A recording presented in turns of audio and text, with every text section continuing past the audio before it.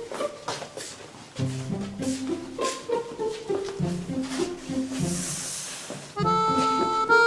的妈呀！你这衣服什么时候买的呀？小韩姐是一名战地记者，你这衣服在她面前就一个字：俗气。玩小清新的是吧？马劲儿说什么来着？要正式范儿，正式范儿是什么？要非常自然的大气。那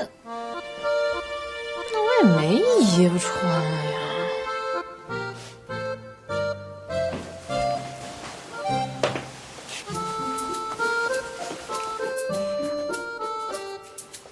哎，等等，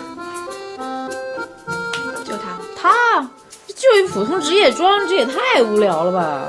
你相不相信我？我信。虽然小韩姐是个战地记者，我非常崇拜她，但是嫂子你呢，是30多岁就崭露头角的美女律师，是刚刚上过新闻头条启明商标案的负责人，是事务所的大红人，我哥明媒正娶的老婆。所以呢，我现在决定对小韩姐忍痛割爱，全力支持嫂子你。干嘛呢？讨厌！哎去。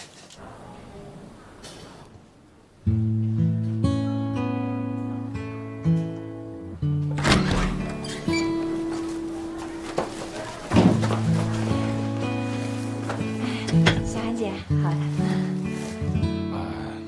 我介绍一下啊，这是我老婆江一凡。你好，你好。阿姨也来了，是我们那个路过，顺便看看。坐吧，小丫也坐。啊，哦，对了，这个呢是我妈给你做这个大排骨汤，来，谢谢阿姨。别客气。啊，小韩，这个补品跟花是我跟妈特意给你选的，希望你能喜欢。百合花，对啊，最喜欢的。谢谢啊。哎，我来。喜欢就行，送人礼物嘛，最怕不得人心了。谢谢，不客气。快坐吧。啊。你的衣服真好看，特别显气质，不像我，每天穿的男人装到处跑，也不顾忌什么形象。不一样，那不一样的气质。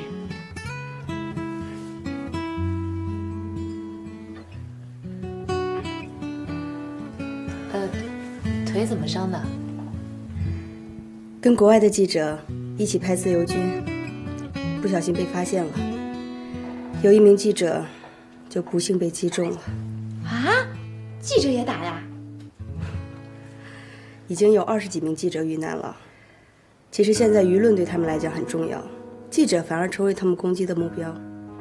不管我们站在哪一方，都有可能被攻击。我和我的一个朋友去执行拍摄，双方打起来了，我们就拼命地跑，四处逃窜。就在这时候，咚的一声，他就倒在我的面前，我就过去抱住他，他身上的血拼命地往外涌，我就帮他往回摁，可是再怎么摁都无济于事，身上、手上全是他的鲜血。就这样，他死在了我的怀里。这时候，子弹就在我耳边飞过去，光照得我的眼睛什么都看不见。我就拼命地跑，在装甲车之间来回地穿梭。不知道是什么东西撞了一下我的腰，我就昏过去了。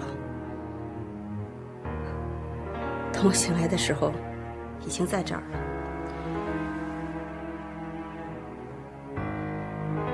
其实我还挺庆幸的，庆幸我还活着，活着才有希望。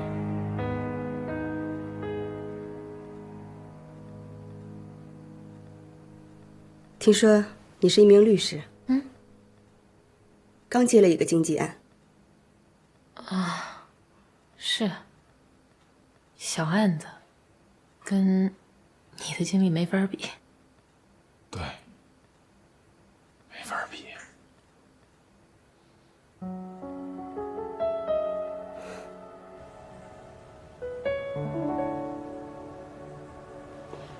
来，先喝杯水压压惊来。看你这副死恶心，才多大的打击你就受不住了？赶紧振作起来，将你的正式范儿贯彻到底。我也想啊，你们都没听到，小韩说那些事儿的时候，就跟家常便饭一样，说的怎么跟死神擦身而过，感觉就是肚子饿了，到楼下去买一包方便面。我都觉得我白活了。等他一问我的案子，我都不好意思开口。故意的他，你也是，你还服他呀？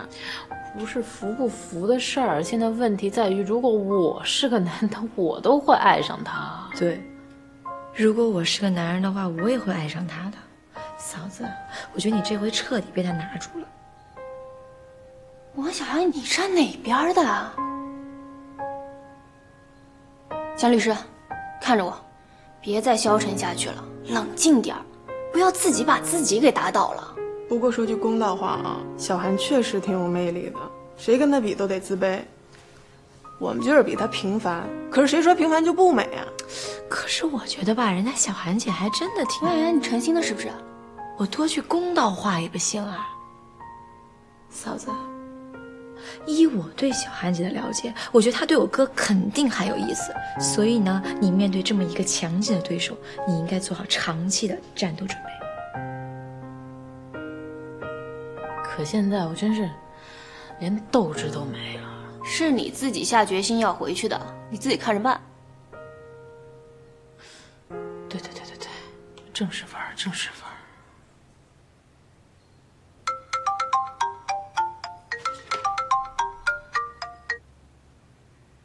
喂，验收？惊喜就不用了，你只要不给我惊吓就行了。啊，好，啊，知道了，拜拜。验收什么呀？你们仨想不想跟我一块儿去见证一下惊吓？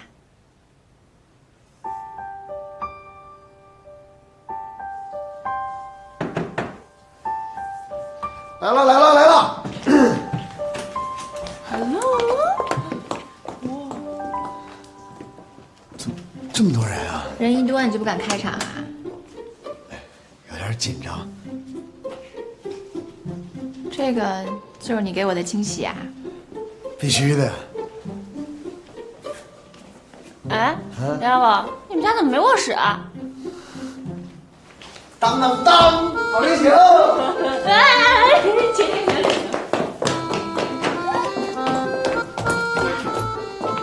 王小宝，你这房子真不错，怎么买到的？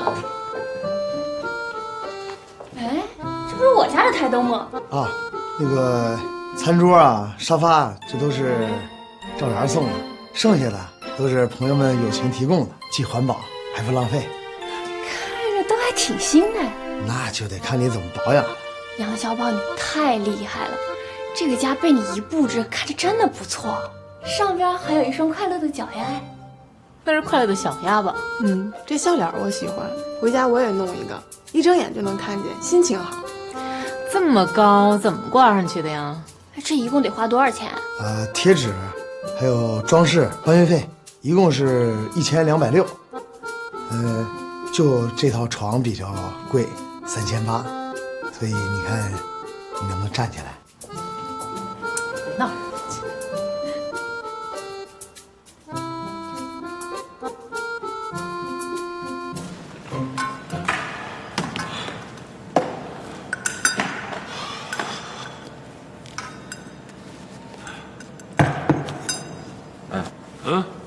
前两天我跟秦山去逛商场的时候，碰见你妈和王小丫了。他们俩回家没跟你说什么吧？啊？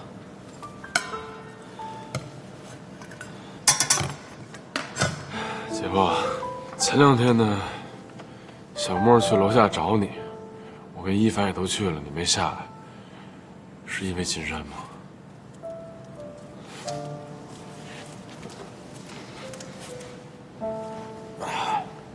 回家的时候呢，小莫就一直问我，是不是因为他做错什么了，所以爸爸生气了，还是因为他跟妈妈做错什么了，你不理他了？那你后来怎么跟他说的？姐夫，这事儿已经想好了吗？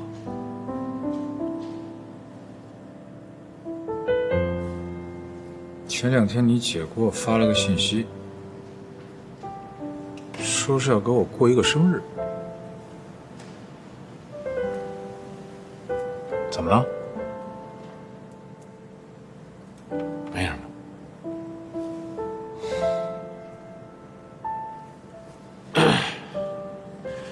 那什么，那咱收拾收拾，我回公司了。好吧，走。杨小宝可真会过日子，花小钱办大事儿。那我看王小丫那样也不是很高兴吧？小丫这一门心思想当阔太太，小宝这小两句不如她的一回也正常。你又看不起极品指南，看人家省得多漂亮啊！只有像杨小宝这样的男人，才是把心放在家里，真心实意疼老婆的。怎么，有点伤感了？算是吧。怎么你？就是突然觉得，要是跟杨小宝这样的男人过日子，也挺有感觉的哈。你不是独身主义不结婚吗？你这到底接还是不接啊？碰见杨小宝这样的，我接。我也接。接，赶紧接电话吧你。喂，依林姐。啊，找我啊？行，那我马上过来。你在这儿呢。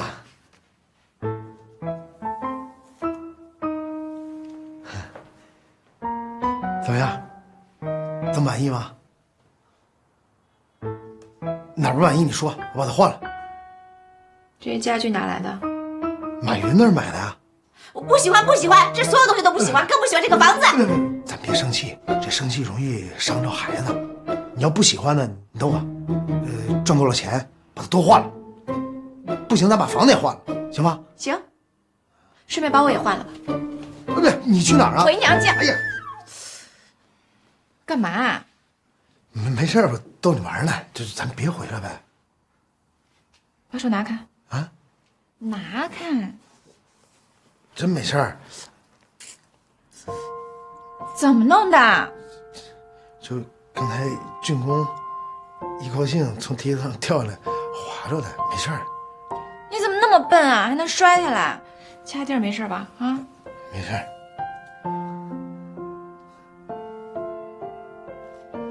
你还笑？我看你为我担心，我挺高兴的。这时候还高兴？走，去医院。别，医院咱就不去了啊！一会儿检查这个检查那个得花多少钱？我都买好纱布和酒精了，自己消消毒就行了。在哪儿呢？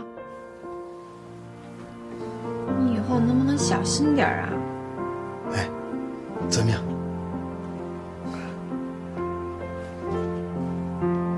那个，你要是看哪儿不满意，我先去把它换了。算了吧，就那点工资，过成这样也不容易，不折腾你了。那你不生气了？我饿了。马上开饭啊！马上开饭。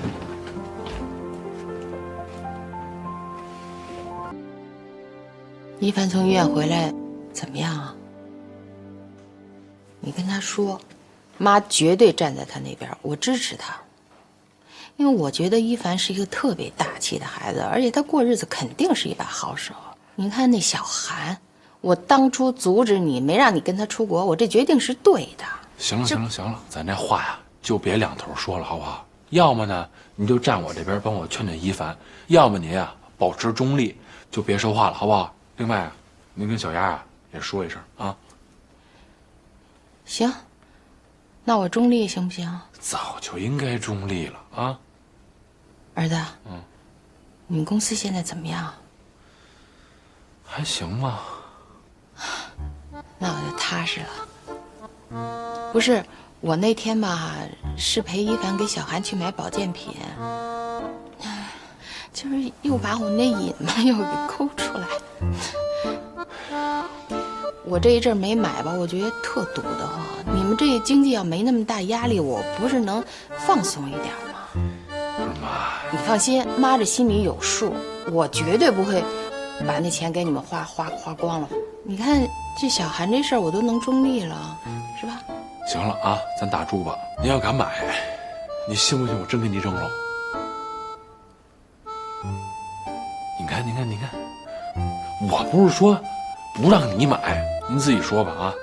您说了多少回了，心里有数，心里有数。结果呢，反正搁我这儿啊，不能给您开这先例，啊。不买就不买呗，多大点事儿啊！你看你怎么跟我说话呢？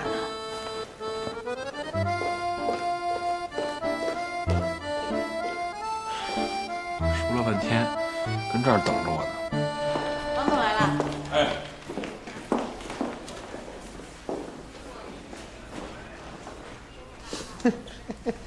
哎呀，行啊，一天至少2趟医院。一凡同志最近很大度嘛。哎呀，那是他非要跟我去的。啊？他之前呢，让我妈给这小韩呢做饭，我还能理解，改变的挺大的。可这回这改变有点太大了。坏了，要正面交锋了。一凡这回回来啊，就说明呢，对我们的感情呢已经很清楚了，没必要正面交锋了吧？哎呀，女人之间的战争你懂吗？不把对手打趴下了，绝对不会停战的。听你说的挺吓人呀。雨明今天忙，我过来代班。好几天没见你了，还以为你不来了呢。怎么能不来呢？大记者的故事我还没听完呢。没吓着你吧？刚开始是有一点儿，后来我一想，其实也就那么回事儿。你有你的故事，扫大街的有扫大街的故事。头2年我接过一个案子，一个扫大街的老大爷在路上捡了一钱包，当他还给失主的时候，那失主非说是他偷了他的钱。我打完官司送老大爷回家，发现他家里还养了8个他从路上捡来的孩子，我当时特别感动。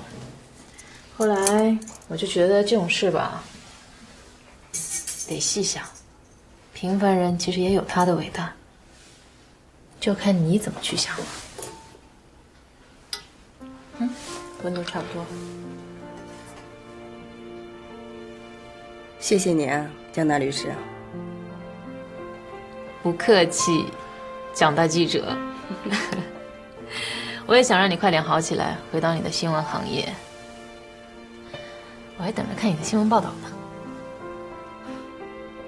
那你还是别想了。我跟雨明说过，我不想回去了。他没跟你说呀？我们俩没秘密。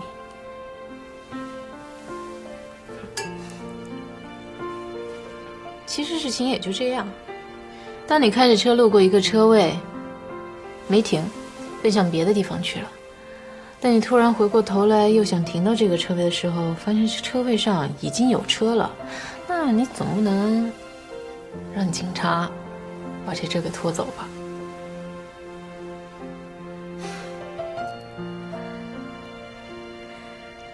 你说的也不全对。这个车位，在 N 年前我都已经预约了。这些年，在我的概念里，它一直都是我的。现在回来看那儿已经停上车了，对不起啊，我可能短时间内还真是转不过这个弯来。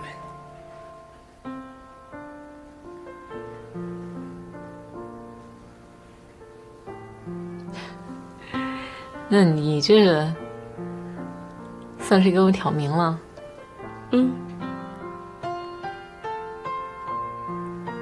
也好，简单直接，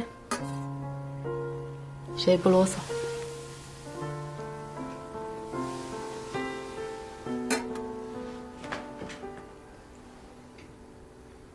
看来咱俩个性还挺像的。也不全像。我怕你喝汤喝腻了，给你弄了一点糖醋排骨，就算你再转不过弯儿，饭总还得照吃吧。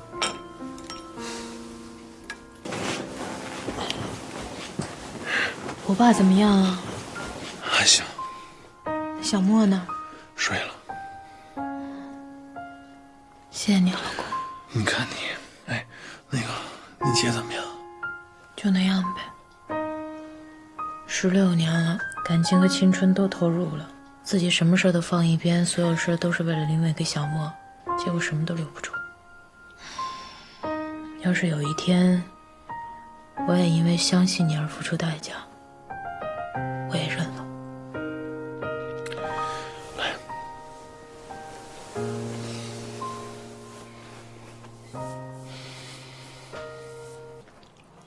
你说这人心还真是隔肚皮哈！以前林伟哥看起来那么好，现在怎么就……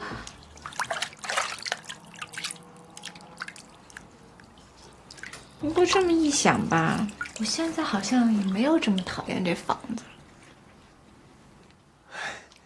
家嘛，肯定越看越好。好像也没那么讨厌你了。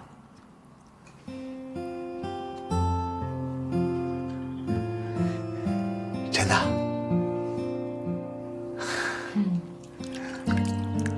假的。不可能，你的眼睛就出卖你了，我知道是真的。哎呀，我一会儿得给林伟同志打个电话表示感谢，这反面教材做的太好了。你神经病吧你！不瞒你说，就刚才你那么一说吧，我好像还真有点犯神经。你说不讨厌我，那是不是就是很爱我的意思？你要是很爱我，就……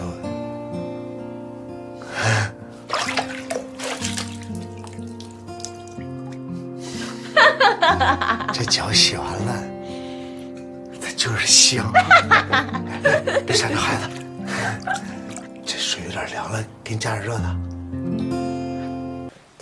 老婆，正好那个妈呀炖了一锅那个汤，要不咱俩一块儿给你姐呢带点过去，正好周末了，咱带着你姐跟那个小莫，咱出去玩一天去。我爸给我打电话了，说让我先别过去，让姐先一个人安静待几天。那行吧，那他现在状态怎么样啊？还行吧，就正常呗。我怎么觉得他现在这样反而不正常呢？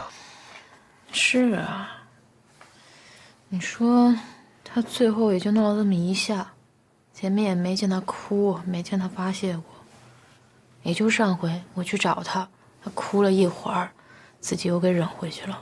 我真想让他好好哭出来。慢慢来吧。哎，你要不让妈把多出来的分一份出来，我给小韩送过去啊。哦，哎，正好啊，我想跟你商量个事儿。什么呀？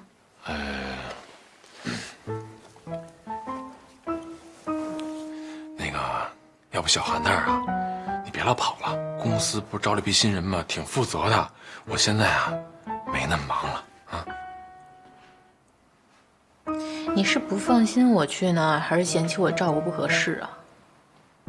你看你这话说的，那个你多好啊，是吧？你心大心宽，体又不胖。我不是说嫌弃你，我是觉得实在是有点不太好意思了。没事儿啊，你不是说了吗？夫妻同心，那你的事儿就是我的事儿啊，没关系啊，我去就好。不，你主要是那个你爸、你姐、小莫那儿呢，都有人照应着。你们家现在也是非常时期。你是不是不放心我去？那你去，我也不放心啊。要不这样，我把心掏出给你看看，好吗？不要，小韩都给我挑明了。跟你挑明什么了？就上回给他送饭啊，他跟我说你这边的车位他都已经预约了，我这后来得抢了他的位子。不是，那你怎么回答的呀？我能怎么回答呀？我跟他唇枪舌剑啊，他不是病人吗？我得让着他点。对，我觉得你做的太对了，真的啊。还有啊，千万别因为他惹你生气了啊。当然了，咱也不让他生气啊。放心吧，反正有我就行了，就不用去了。啊，你要非要去的话，我得跟着。那成，那今天咱俩就一块儿去啊！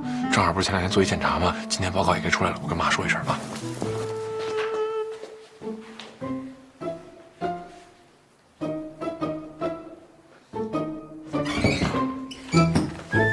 嘿，怎么样？医生说呀，骨骼恢复得很好，可以不用戴护具了。你看看，神经也在慢慢恢复呢，太神奇了。挺神奇的哈。今天我们庆祝一下吧，去老地方吃个饭。我都问过医生了，可以适当的活动活动。再说了，我都好久没出门了，都快闷死了。这是我得去问一下大夫。我去问吧。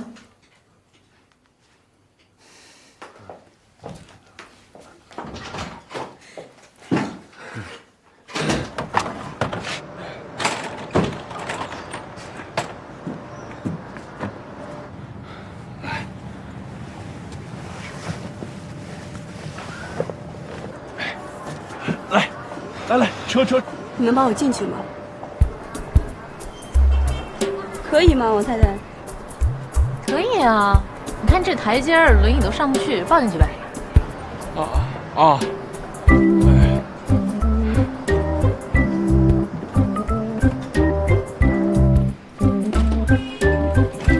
慢点！哎，好嘞，来，我给你往前挪啊！哎，你们来了。老板。哎，老板。哎，怎么回事啊？哎呦，这个受了点小伤。哦，哎，你们俩好长时间没来了吧？结婚了吗？雨明结婚了，小韩还没有。哦。老板，点菜。好。老3样。来一个香里腊肉、宫保鸡丁，还有双椒鱼头。哎呦，双椒鱼头你吃不了吧？这太辣了。我给你点的，你不是喜欢吃吗？我吃什么都行。没关系的，再来2碗米饭，我半碗，你1碗半。再来2杯冰的酸梅汤，我把我的冰都给你。啊。好了，就这些吧。哎，别！那什么，你吃什么呀？对不起，我真的不是故意的，因为之前总是跟他来，所以都习惯了。没事儿。你想吃什么？你们这热菜都已经点差不多了，那就再来个凉菜。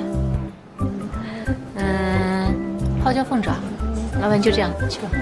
哦，好的，马上打。泡椒凤爪，这百爪挠心的，够酸的呀。我没事儿，我能吃。你是病人，你吃不了。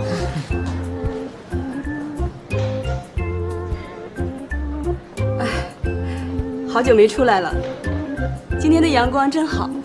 是，挺好的。哎，一会儿我们去旁边的小公园吧，就是以前我们经常去的那儿。你们聊，我先去趟卫生间。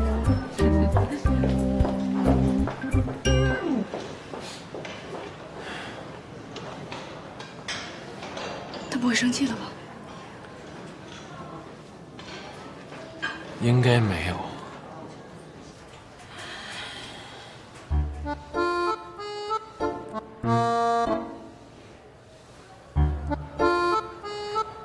马静，听我吐槽。我点一泡椒凤爪，结果他在那边说什么哟，百爪挠心啊，够酸的呀！哎，你说他什么意思？百爪挠心，这真说到你心里去了吧？什么说我心里去了？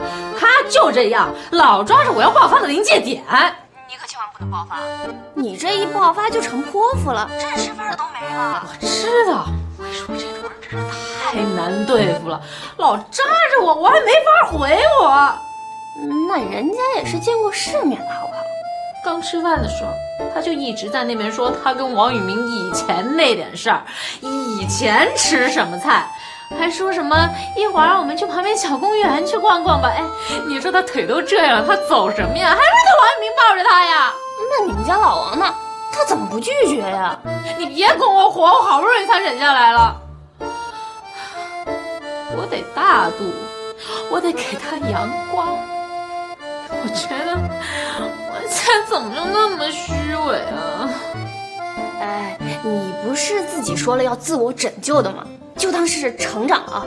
你就先这么虚伪着就自我催眠了，到时候就真大气了。我给你支个招，你们家那老王不是工作忙吗？你赶紧发动外援啊！什么呀？听不明白啊！哎呀，我现在火直往头上拱，我听不明白。哎呦，这女人啊，一上火智商就直线下低了。你让那个杨小宝赶紧把你们家老王给叫走啊！对啊，你给小北打电话。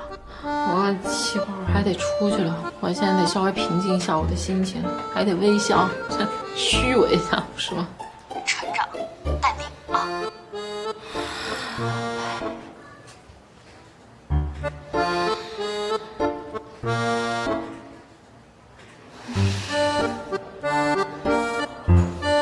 医生嘱咐你的话，你一定得记住了，知道吗？像这种双焦鱼头这么辣的东西就不能吃了，不容易康复，知道吗？知道啦。哎，哟，都吃差不多了，要不叫老板买单吧？别，你还没吃呢。我不饿。江律师，哎，你今天忙吗？我最近都不怎么忙。你看今天这饭吃的，你也没吃什么东西，也没说话，要不然一会儿就让雨明陪我吧。哎呦，我呀，可以啊。我都觉得挺尴尬的，你不觉得呀？稍等。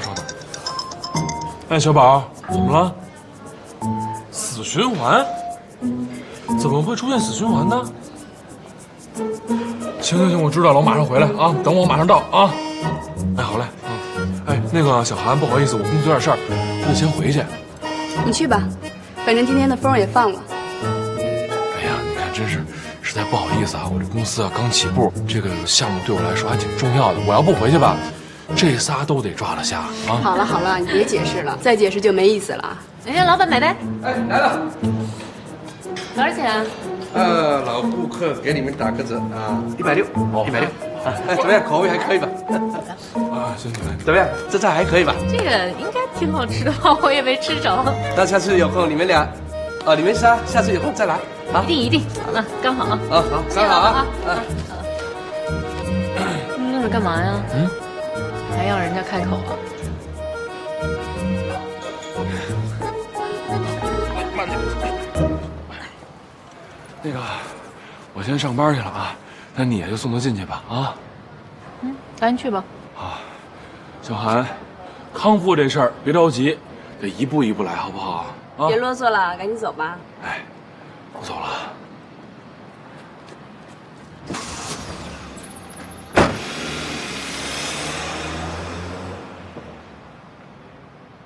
干嘛？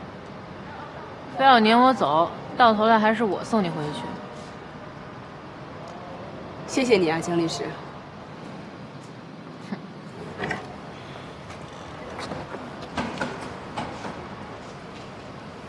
我想下来走走。下来？你没搞错吧？你腿这样，你活动？我都住了2个多月的医院了，一个人躺久了，意志都会跟着倒下去。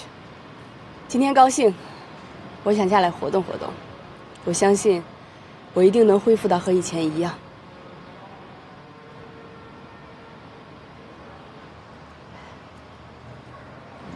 你真想下来走走啊？那我也扶不动你，我帮你去借副拐杖行不行？好。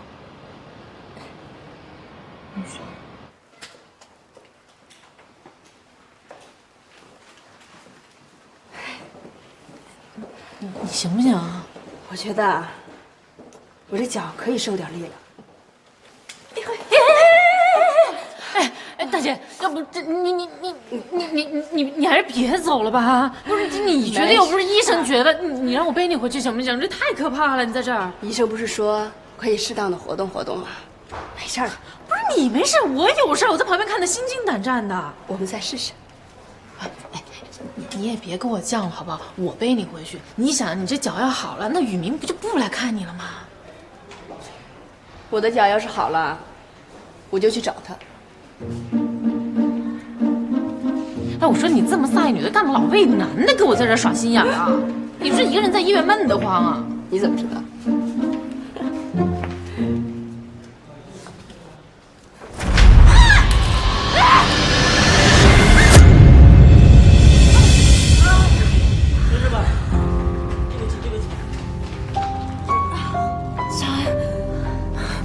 是吧，小韩，你没事吧？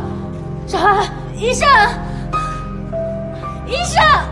本来恢复到这种程度就已经很不容易了，现在同一个位置又2度受损，你们怎么那么不小心啊？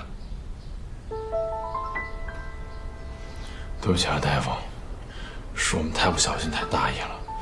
他现在严重吗？骨伤的问题我们可以想办法，但是神经损伤本来就是个未知数，现在就更不好说了。你们也别压力太大，既然已经这样了，就得面对现实。以后呢，小心点照顾，我们也会尽量想办法。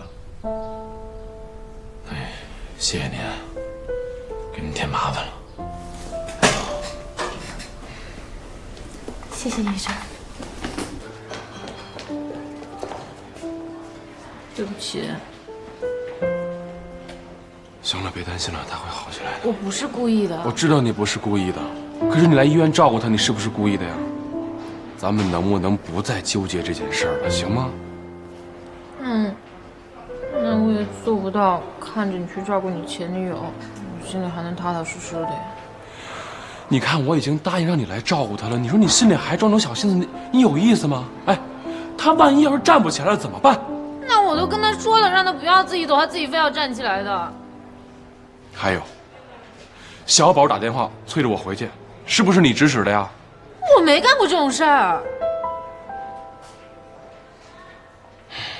行，咱说好了，咱们别再为小韩的事纠结了，行吗？那你俩一起去你们以前吃过的餐厅，点以前点过的菜，聊得热火朝天，还抱进门抱出门的，最后还一块逛公园，他还撵我走，那换做我你能舒服吗？是你对我太没有信心了。我以为你回来了，我们就应该重新开始了。从哪儿开始啊？从对彼此的信任开始。你说你揣这么多心眼儿，你让人不舒服了，你知道吗？是我心眼多行了吧？我心眼多到我为了护着他，我后脑勺子磕地上都没跟人说过。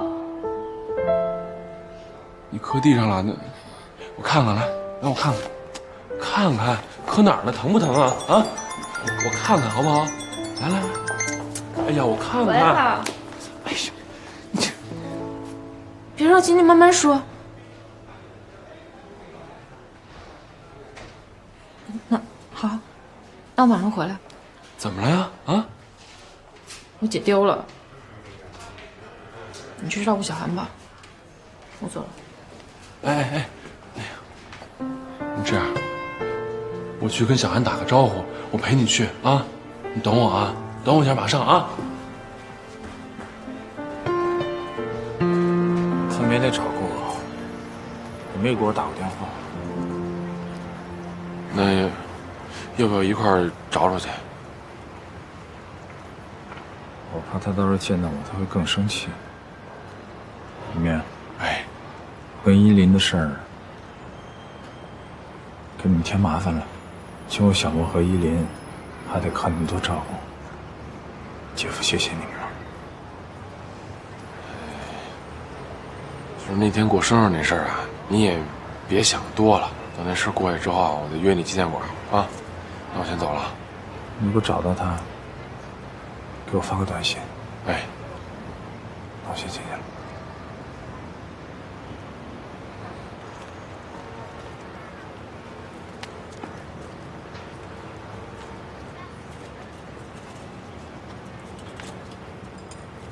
怎么了？没事儿，想起我姐大学时候的样子了。那时候特别崇拜我姐，每年她都要在大礼堂给新生致辞，毕业的时候还要做毕业演讲。我就翘了课过来看她做演讲，在台下像个粉丝一样看着她，觉得她特大方，特漂亮。那时候林伟啊，就站我旁边。那时候他看他的眼神，让我觉得别说是这辈子了，就是下辈子他也不会放手。谁知道今天会成这样？你说，我姐要是不跟他在一块儿，现在会是什么样？是不是一个女人选择了一个男人，就等于选择了一种命运？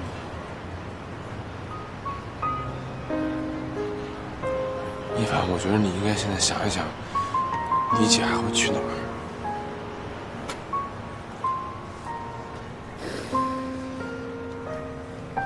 我姐不是那种断了还留着念想的人，所以她一定不会再去他们两个曾经去过的地方。有一地儿，好久没去过了。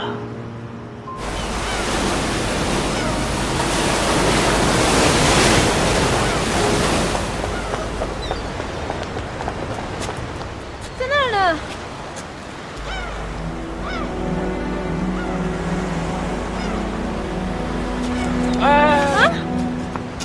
你就别去了，好吧？哎，那个哥，要不麻烦您给劝劝。行，我去看看啊。哎，你们别走，等我。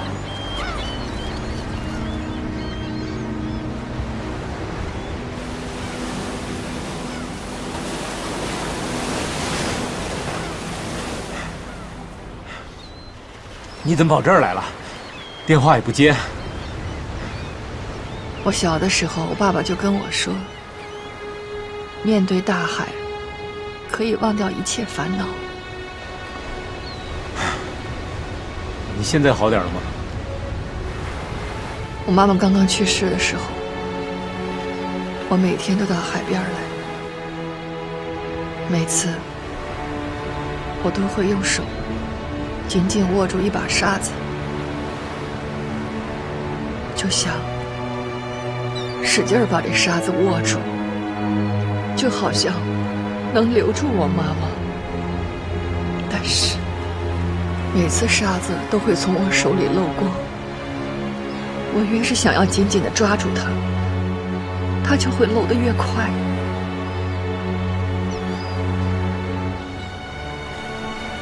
后来我才意识到，有一些不是属于我的东西，一定会走的。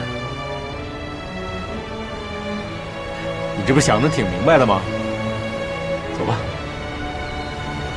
但是等我渐渐长大了，也就把这事儿给忘了。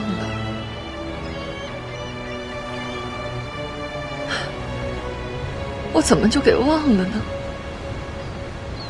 怎么就忘了呢？还想一个劲儿使劲儿地抓住。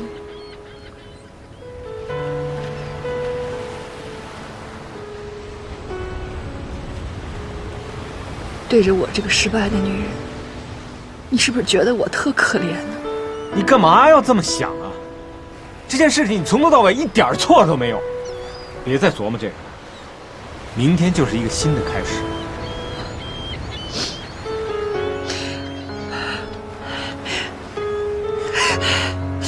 放开我！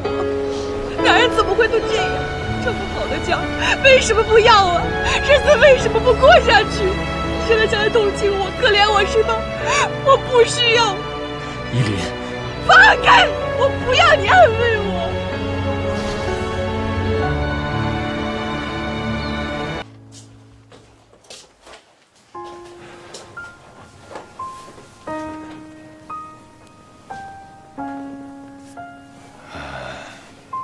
刚才小韩啊来电话了，说呢让你别往心里去，今天这事儿呢跟你没关系，都是他自己啊不注意。对不起。你还跟我说什么对不起啊？我还没来及跟你说对不起呢。不是，你今天说的话，我想了一下，说的挺对的。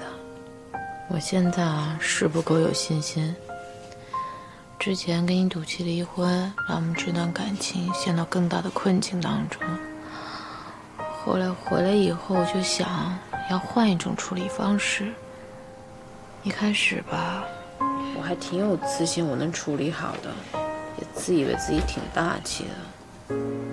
后来时间一长，我就越来越装不下去了，觉得挺害怕的，就怕我们的感情再受到伤害。笑什么呀？很好笑吗？你突然间这么坦诚的跟我说话，我倒有点不太自信了。我知道小韩的事儿啊，让你心里不舒服了，但是你刚才能这么坦诚认真的跟我说这番话，我突然间觉得咱俩呀，还是可以坦诚相待的。我是怕我们谁也不说，都不沟通，到最后会有更多的误会，等到想解决的时候，都来不及了。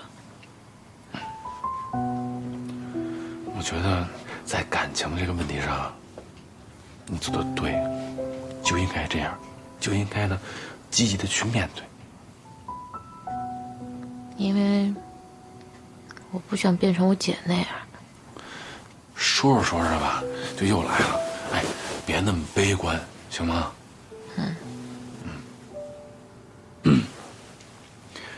你有没有发现，就是小韩呀，住院这么长时间了，没人来看他。他爸妈不知道啊。其实呢，他也不愿意别人啊知道这件事儿。他5岁的时候，他爸妈就离婚了，他呢就没人管了。奶奶呢，就把他接走给带大了。后来爸爸妈妈又各自有了新的家庭，带着他呢，又都不太方便。奶奶去世以后啊，他就更没人去关心他了。所以我就想呢，你说他现在这样哈，无依无靠的，也没人管，也不知道呢以后能不能站得起来。你说如果这个时候我都不管他了，他不是就更没信心，更郁闷了吗？所以我不管小韩之前怎么跟我闹，我都没说不管他，就是想呢让他多一些希望，多一些信心。你看啊，要是站在一个普通朋友角度来看，你也不希望你老公是一个没人情味的人呀，啊！但是道理我都懂，我现在结婚了，我有老婆，我有家庭，那我也得考虑你的感受啊。所以我想好了，我想呢，我找一个机会，我到时候跟小韩呢，好好的说一说。所以你相信我，我一定会处理好的，好吗？你今天头磕哪儿了？你给我看看呗。这儿。哎呦，疼。我起大包了都。哎呀，那我抱你一个啊，别生气了啊。怎么样？还疼吗？有点儿，这护具啊，又重新戴上了。对不起啊。没事儿，一码归一码。再说昨天是我坚持要走的，你没事吧？我没事儿。大夫昨天怎么跟你们说的？他说，你再辛苦几个星期就好了。你们别骗我了。干嘛那么悲观？脚不都能动了吗？嘿，你这真心话还是假慈悲啊？你要认为这是真心话，那就是真心话；你要非认为这是假慈悲，好歹也是慈悲嘛。骨头汤。下回不想喝骨头汤了，真的喝腻了。行，你现在是老佛爷。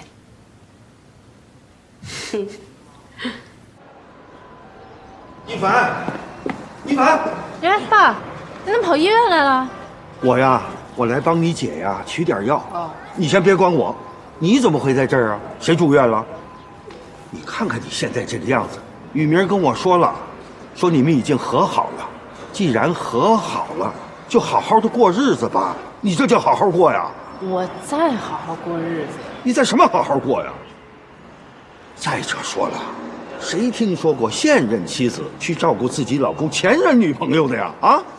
你是不是担心你姐，又担心你爸爸，才这么委曲求全的在人家家里过日子呀？你想的有点太多了吧？你还笑得出来？我都想替你哭。实在不行啊，你也跟我回家来住，爸爸还照顾得了你们。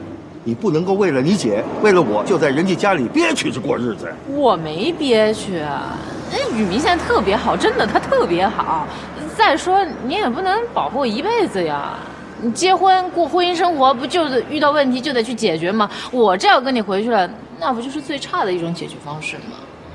再说，妈临走之前，不也是希望我们能幸福吗？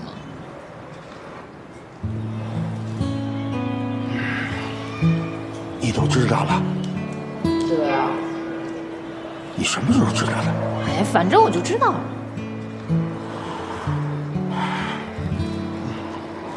那你觉得你现在就好吗？好不好都在我自己。爸，您呢就别操这个心了，回去照顾好姐就行。是啊，你们都长大了，爸爸能管的事情也越来越少了。再者说了，爸爸不是万能的。是啊，你看你白头发又变多了，所以别操这心了，真的。哎，聪明姐现在对你怎么样啊？还去买那些保健品吗？你管的是不是有点太多了？哈哈，你别问这，赶紧跟姐送药去吧，等会儿我送你回去。好吧。他给他喝腻了吗？然后给他泡枸杞汤。对啊，今天外面风是挺大的。放心吧，没淋湿。老公，那我到了，我先进去，我不跟你说了。拜拜。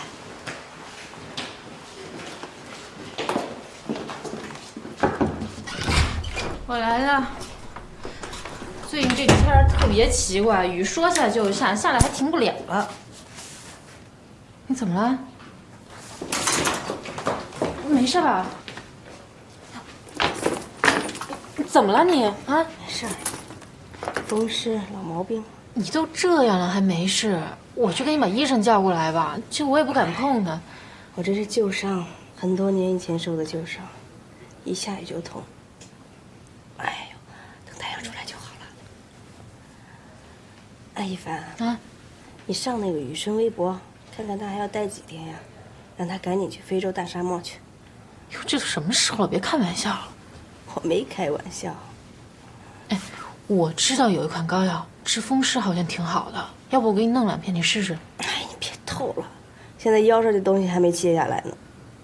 也是，那怎么办呀？如果喜欢那可以试躺一下。好的。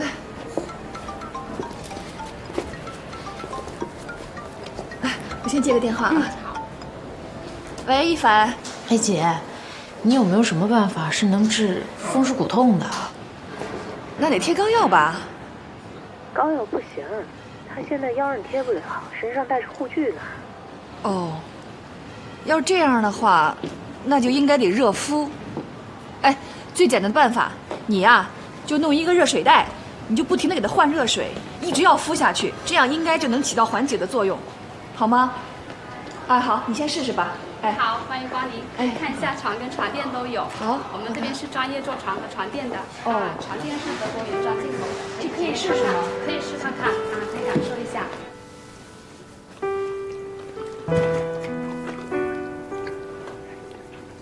这还行吧，苍就说啊。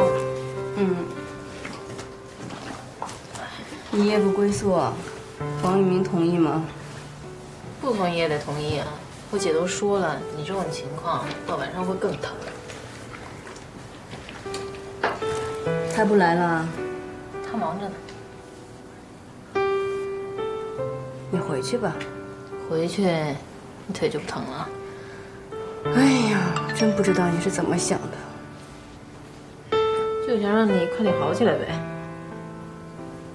没见过对情敌这么好的。你是假装的呢，还是真不讨厌我？说实话，之前跟你斗就没想过要讨厌你，我其实还挺欣赏你的。别以为这样我就会手下留情。那也得等你站起来再说呀。我能站起来。行，我说的是真的。知道。你知道我的旧伤是怎么来的吗？现在先别说这个了吧，赶紧睡吧。我爸妈离婚之前吵得特别厉害，抱起电视就砸，最后就砸我腰上了。后来他们就离了，把我送我奶奶家，我就开始做各种不靠谱的事儿，打架、砸窗户，我都干过，就是想让他们注意到我。他们只顾着自己的新家，只知道骂，后来骂都懒得骂了，见都不见我，那我就更疯了。倒不是还想引起他们的注意，就是希望通过这种刺激，让我忘了我有多恨他。慢慢的，我也就喜欢上了这种活法。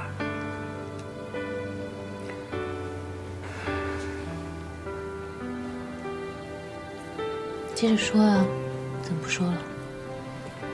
还以为你不想听，走了呢。听着呢，说吧。我没什么朋友，他们都怕我，就王玉明不怕。我奶奶去世以后，我就只有他了。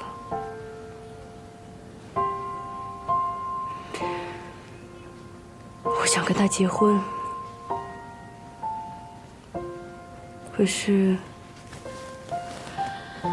一想到我爸妈，我就对家特别惧怕，甚至有些厌恶。我想，那我们就跑吧，去过另外一种跟家没有关系的生活。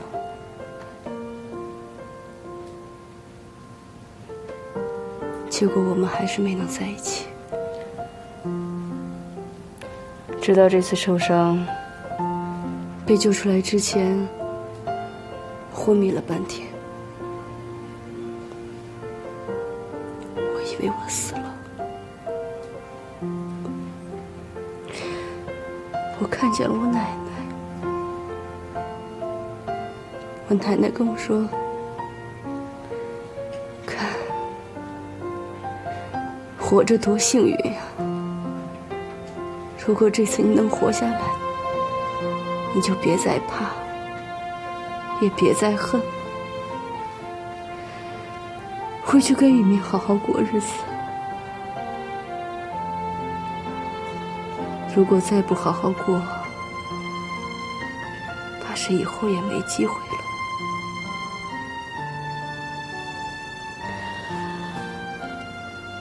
这次受伤回来，他一直往医院跑，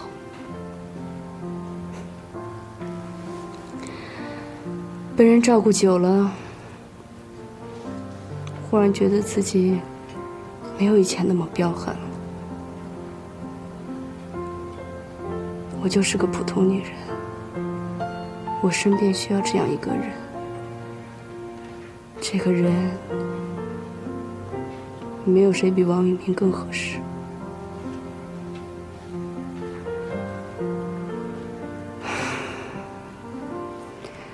开始讨厌我了吧？太不知恩图报了。不会，我很理解你啊。你别同情我了，没用。就算有用，我也不会同情你的。赶紧睡吧。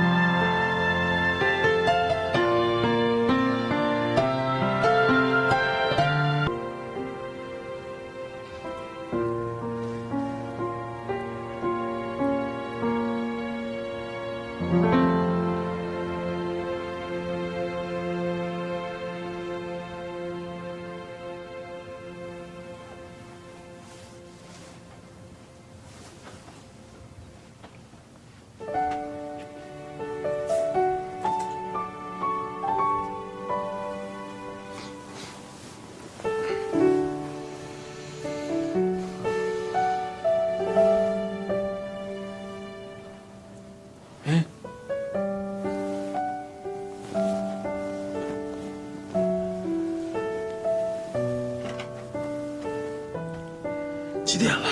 嗯？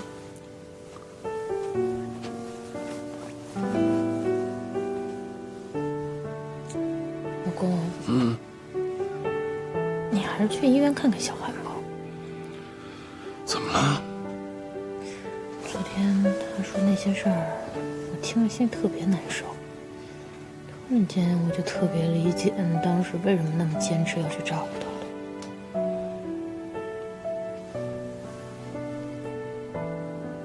干嘛？有人理解你，你还不高兴啊？